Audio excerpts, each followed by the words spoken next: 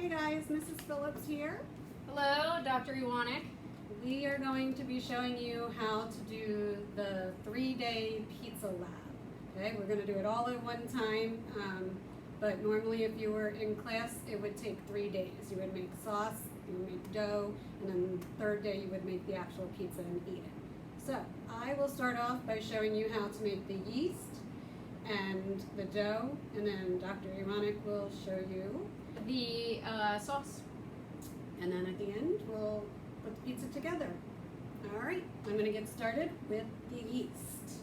Okay, first thing we have, measure warm water and yeast. We need a half a cup of warm water, which I already, wrong one, I got 2 things of water here. I already measured it out, so I have that. And it wants me to put that in a large mixing bowl. Put that over here. See if you guys can make sure you can see. All right, so put that in there, and then we need 1 teaspoon. Oops, didn't get me a teaspoon. I have a 1/4 teaspoon here. I have a teaspoon. I have a half. You can just use 2. All right, I'm going to use 2. I'm going to do some math here. Improvise. So we need a total of 1 teaspoon of yeast that we put into the warm water. This is the yeast that you would be using in class. Okay, dry ingredients, so I can just dig it into the container, level it off. There's half a teaspoon, and then another half a teaspoon to get our 1 teaspoon. Okay, we need to put the yeast into the warm water to wake it up. You have to remember that yeast is a live, living organism. It's just when it's like this, it's sleeping. Okay, so we'll let that sit, and it'll dissolve, and it'll look kind of muddy, like a muddy water. Okay, in the meantime, I'm going to measure the sugar, and then after the yeast is done dissolving and looking muddy, I'll add the sugar to that. So we only need a 1/4 teaspoon of sugar, so I guess I can do that now. It needs to sit a little bit longer. Takes like about a minute. And then after I add the sugar in, you let it sit again. Looks pretty dissolved. Yeah, it's Okay. So I'll get my 1/4 teaspoon. I'm going to use the other side of that. I used the rough side so it doesn't get real sweet. All right, then I'll put that in there and stir that around a little, and it'll start to dissolve and get muddy looking. All right, in a small bowl, you set that aside. In a small bowl, we are going to measure and combine the flour and the salt and stir to mix it. So, flour, I need 2 1/2 cups. So I got my 1 cup dry measuring cup and 1/2 cup. So I will do 2 of these and 1 of these. Again, we want to always remember when we're measuring flour to use the scoop or a spoon to fluff it up. Put our measuring cup over top, and just kind of lightly scoop it in there, over scoop it. Then you tap, tap, tap, swoop, pour that in the bowl. That was 1, we need another. It's important you don't get distracted in the kitchen when you're measuring. If you're cooking with little kids, like I have twin 5-year-olds and we bake a lot, then they talk and I get distracted. I'm like, did I do that? That is extremely important. All right, I'm going to do my 1/2 cup now. I finished with my 2 full cups. Okay. Always put your lids back on your containers, so if you accidentally bump them, your ingredients don't get knocked over. Okay, so that was the 2 1/2 cups of flour, and now I need a 1/4 teaspoon of salt, which I have right here. I'm going to add that. Again, it's a dry ingredient, so I can dig in, as long as it's not flour. Sprinkle that in there. Done with that. give that a little mix. Okay. Now, we will, after it says stir to mix, which I just did, and then after the sugar and yeast are combined, add the flour and stir with a wooden spoon. The mixture will be very dry.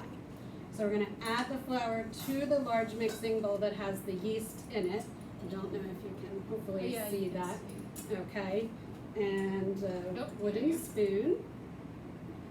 And I like to add like half of it and try to get that mixed in. And then add the other half. It's up to you, whatever. But you will notice that instantly the liquid starts to soak up. And it starts to get real dry there. And the rest, put that aside. You want to make sure you're scraping the sides with the spoon because the flour gets stuck and on the bottom. Mrs. Phillips is a pro at this. She makes pizza all the time with her family. My kids love it. They beg me. Sometimes I'm like, no, I don't want to.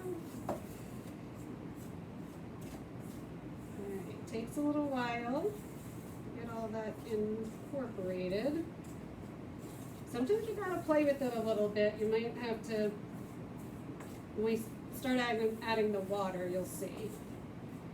You have to play with it and adjust things a little.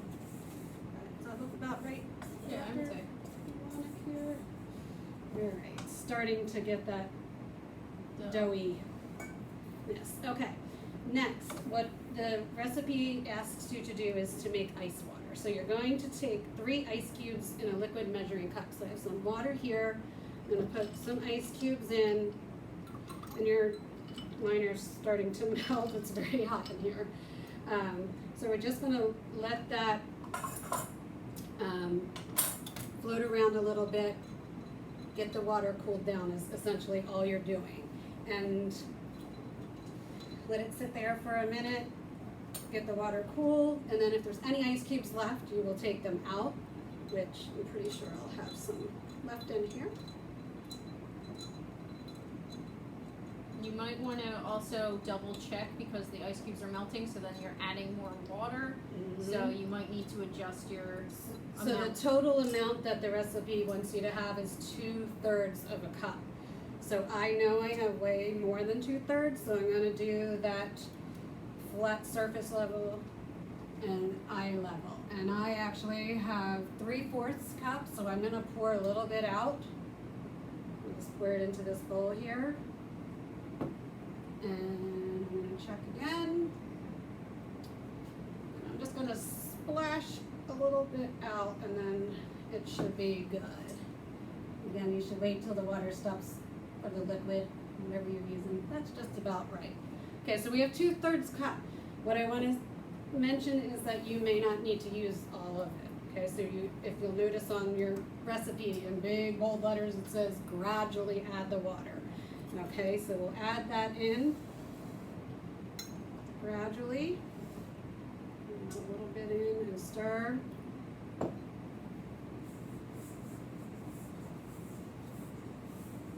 And if I can see, I don't know if you can, but it's starting to stick a little bit more together.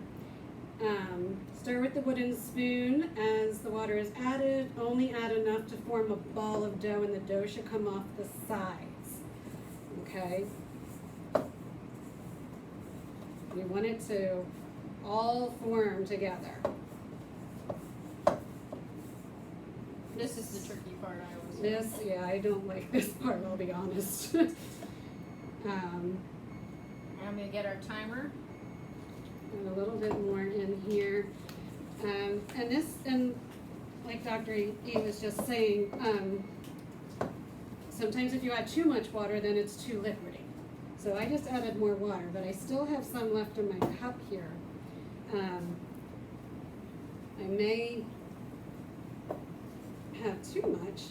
I've had some classes, some labs where kids added all the water and it was way, way, way liquidy. So we had to keep adding flour in until we could get the right consistency.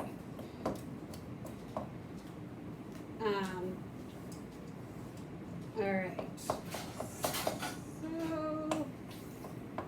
everything, all the dough has pulled off the sides like it says in the recipe.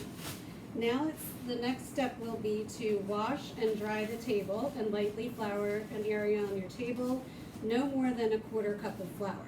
So you're going to put flour down and you're going to knead the dough, okay? And the purpose of the flour is to help it from sticking. So I've already wiped this table here. I already cleaned it, so I'm going to wipe it again just because I was working on it. And I will get a paper towel and dry that.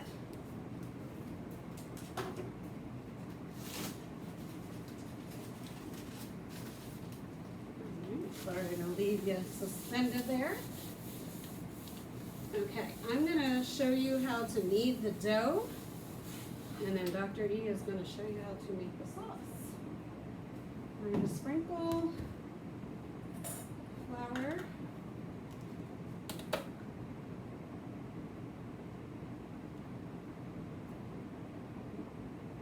Now, I did try to do this on wax paper with my kids. Tried to tape wax paper down. Wasn't a good idea. Did not work. It stuck to the wax paper and ripped it. It was a big mess. So, you do it right on here. If you're at home, you can do it on your countertop, or you could do it on a cutting board. Alright, does that look good Yeah, to I you? think so. You got lots of flour down there, so. Yeah, it's a little sticky. Almost looks like oatmeal. Yeah, consistency. I Yeah. could have maybe added, as I said, I did not add all that water, so that's why you have to gradually do it. I could have added maybe a little bit more flour, but I figured since I was going to be doing this and kneading it, I wasn't going to need to do that. One thing I'm going to do before I get started is take my rings off. Not a good idea to knead the dough when you have rings on because then it gets stuck in there. Alright, so you want to get this not to be sticky, so you got to keep adding the flour to it. When you're kneading the dough, you want to flip it over, you want to turn it and push it. So flip it, 1/4 turn it, and push it with the palm of your hand, and you just keep doing that. It doesn't really matter which, flip it, push it, turn it, I don't know. I don't think it really matters as long as you do all 3 of them, what order you do them in. But I flip and push. You can use both if you want. I'm going to get a little flour on there. It's kind of a workout for 10 minutes. Yeah. So you do this for 10 minutes. And as you do it, it starts to not be sticky anymore and it starts to form a big ball of dough, kind of like Play-Doh. Okay? Alright. Do you want me to... Yeah, and then I'll just start the sauce while she is continuing to knead Should I the move dough. over here? Or Yeah, I should think move out of- no, you're fine? good. Yeah. Okay. And then I just need I'll to. let you grab that. Whoop, yeah. Okay, and then this is all one big giant packet. So what we're gonna do is the sauce. Normally we'd be putting it in a plastic bag and putting it in the fridge overnight, but we're gonna do it in like a small bowl. So you're gonna use tomato paste, which usually comes in a can, but we had some leftover, so we're gonna use this that's already in the bag. Basil, sugar, a pinch of salt, garlic powder, tomato sauce, which again comes in a can usually, but we had leftovers, so we're gonna, be resourceful. We're on a budget. And then oregano is the last thing. So you want to measure the tomato paste and place it into the mixing bowl. Okay, so I'm hoping that we have a 1/4 of a cup. Yes, we don't have to Oh, open a can. Yeah. I don't know. I don't know either. It's a little, I think it looks a little low. and even though it looks kind of liquidy, it is like considered like a moist ingredient, Yeah. so you would use a dry measuring cup, not liquid. I don't know. Hold that. Yeah.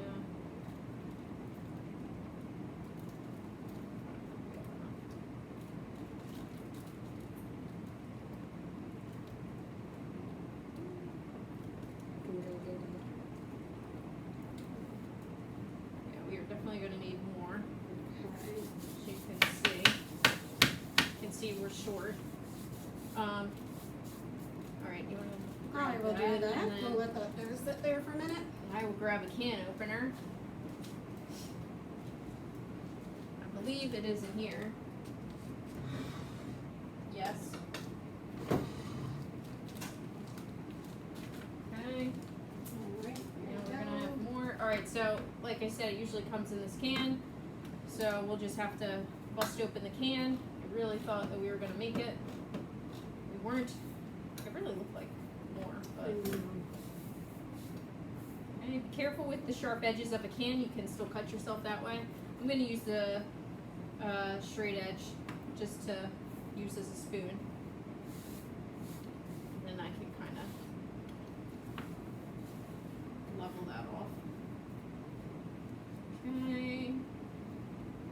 This level is very annoying that it's got the one side. Okay, so bear with me, people. Alright, so there is our 1/4 cup of tomato paste. Again, you're gonna put it in the mixing bowl. Pull it out.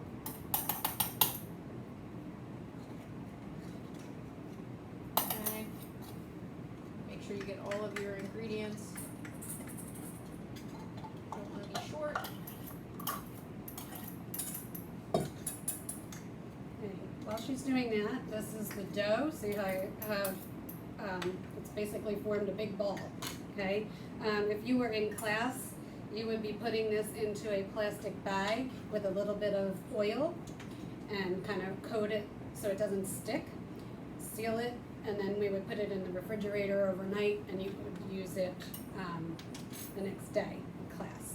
So that is it for the dough for now. Yes. Alright, so then you're gonna add to the bowl the basil and the sugar. So basil is 1/4 teaspoon. And remember, you don't want to mix up tablespoon and teaspoon. Okay. There is that. And then the sugar is 1/2 a teaspoon, and I believe the sugar is over here. Okay. Again, you want to level it off.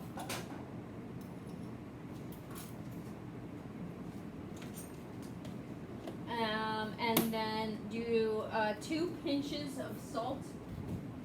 Okay, so salt is here. I'm gonna just put it into my hand. 1, 2, and now I'm like, what do I do with all this salt? Throw some over my shoulder. Good luck. I think we need it in 2020. Okay, and then you're going to measure the garlic powder and the oregano. Garlic powder is 1/4. Garlic powder.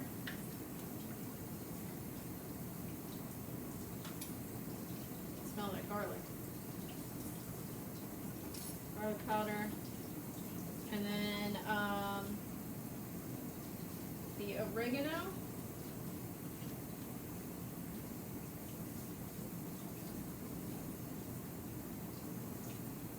And the oregano is 1/4 as well. Okay, those are leaves, so they're kind of hard to level off. So same with the basil. Okay, so as of right now, I think you can see the paste and all of the seasonings is in it. And then we're gonna do a cup of tomato sauce. So here's your cup. Here again is the leftover sauce that we had. Although I guess I should be using a liquid measuring cup for the sauce. Yes, can you use it? Oh, right. Yeah. Why did I have that? Alright, so this is a cup. Do we have enough? Oh my goodness, right on the money. I was gonna say, huh, don't make us open a I can. know. I mean, hopefully we'll be back to school soon. That would be great. And then what you're gonna do is just mix it with a wooden spoon. So I'm just gonna grab a wooden spoon.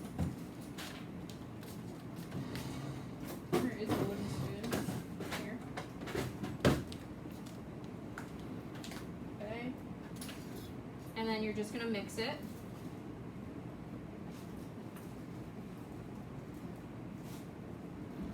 And I did it in a small bowl. Normally you'd want to do it in a bigger bowl.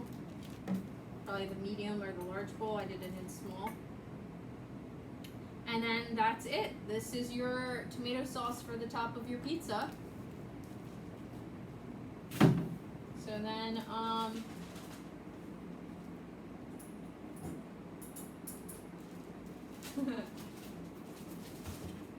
we actually, normally you need to let dough rise for a day. You leave it in the fridge or overnight. You want to be careful that you don't have it explode in like a plastic bag or anything.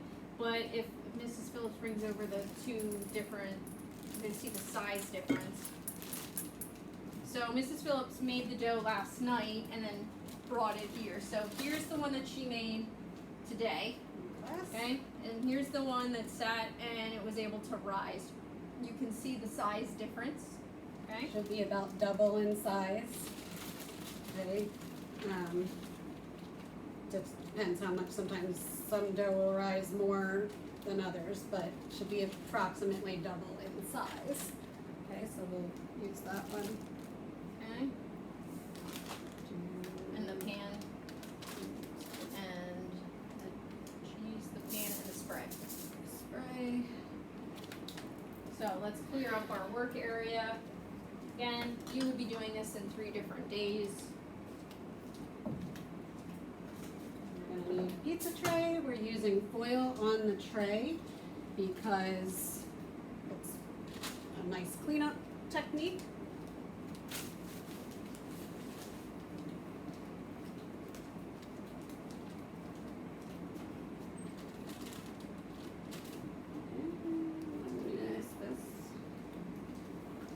And do you have the corn The cornmeal meal? and the cheese. All right. Yeah. This is a long one. This is 20 minutes. We're going. This is why you can't do it all in one day with a whole bunch of people. Yes. All right. So now that's good enough. Do the pan. Spray the pan.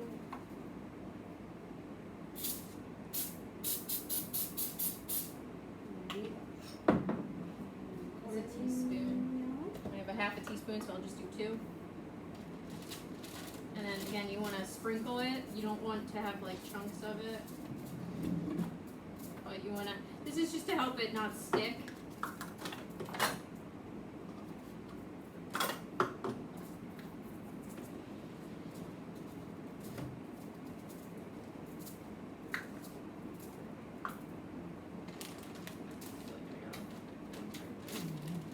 All right. I'm gonna do the honors. All right. So you're going to spray it. You did that, and then just want to dump it out, I guess. Yep. Sometimes the kids in my class have just turned the bag completely inside out and do it that way. It's up to you. Doesn't matter. You gotta spread it. So, you know how like normally you see people in movies throwing it up in the air and everything? You don't actually have to do that. See if you let gravity do the work? You can do that, and then you just kind of keep turning it. Okay? And then eventually you want it to be a big circle. And it's not gonna look perfect. I feel like our students' pizzas kind of come out. The pizzas I make at home with oblong. my kids never turn out right. Yeah. I made pizza with my kids but once. I am like that. pre-measuring the mozzarella cheese I will be putting on. So you need 1.5 cups of that.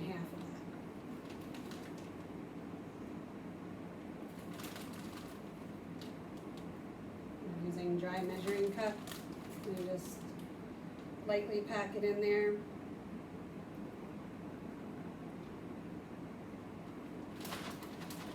From my one mistakes. See how it's getting thinner? And my kids just just put it down and push out. Roll it. That's a good idea too. Yep. Push from the center out. Yeah.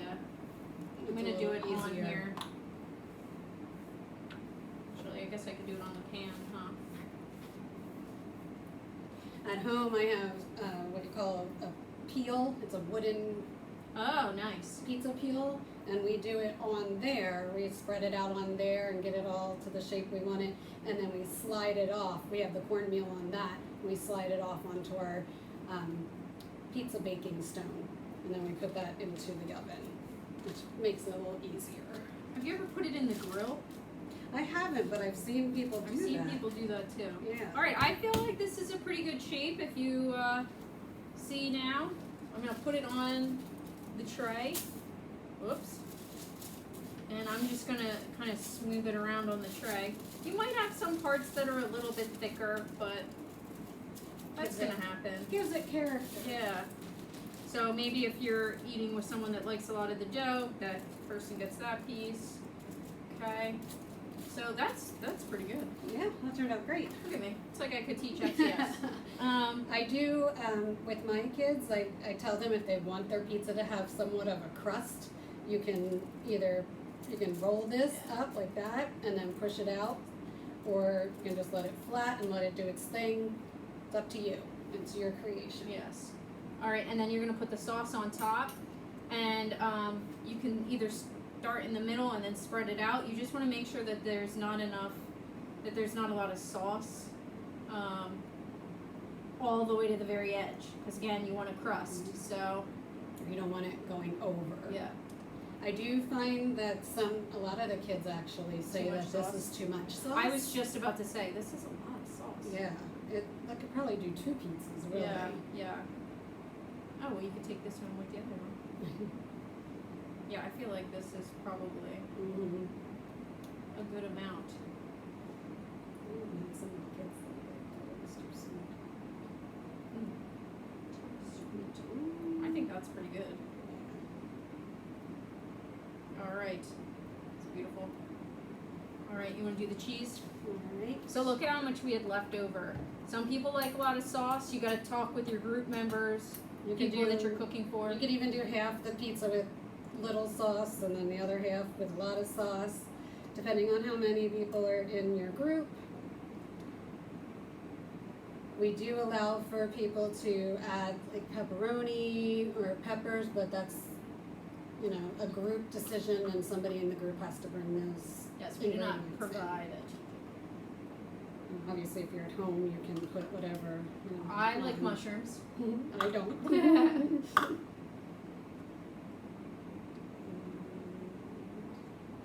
Whoops. Alright. Okay. And then you're going to preheat the oven for 450. You should do that before it. And then you bake it for 10 minutes on the top shelf. And then that's it. You're done. You get a pizza cutter and get your slices. Guess what? I thought of a step we skipped. What? Baking this in the oven before you put the sauce and cheese on, just to help the. Oh yeah. Crust. Do you do that at home? I don't do that at Yeah. home.